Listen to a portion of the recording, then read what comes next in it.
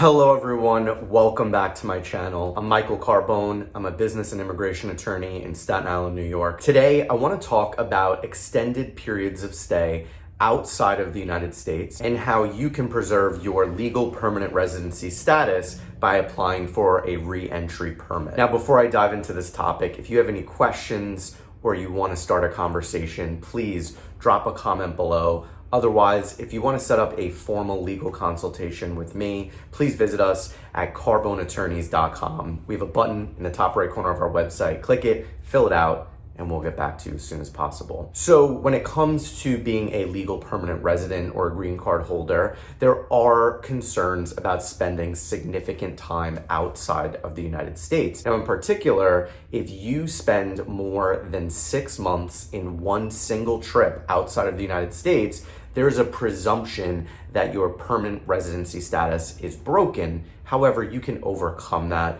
with evidence of ties to the United States and, showing that you did not have an intention to break your status. You can do this by providing evidence of continued employment, housing, family ties, etc. Now, the flip side of this is if you spend more than 1 year in a single trip outside of the United States, you effectively break your status. So when it comes to needing to spend significant time outside of the United States, most often for family emergencies, family matters, business opportunities, things that take place outside the United States, you want to consider applying for a re-entry permit. So what is a re-entry permit? A re-entry permit is essentially advance permission from the United States to allow you back in without really questioning how long you've been outside of the United States. Now, for someone that leaves without requesting a re-entry permit, again, if you are spending significant time in a single trip outside the United States,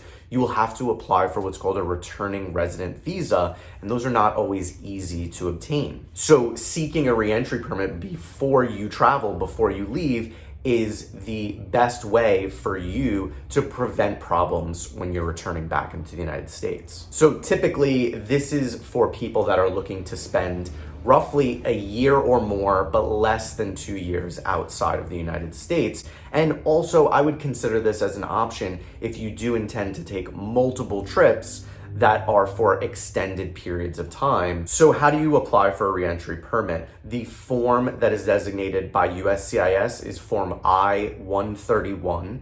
And when you apply using this form, you would select re-entry permit from the options on the form.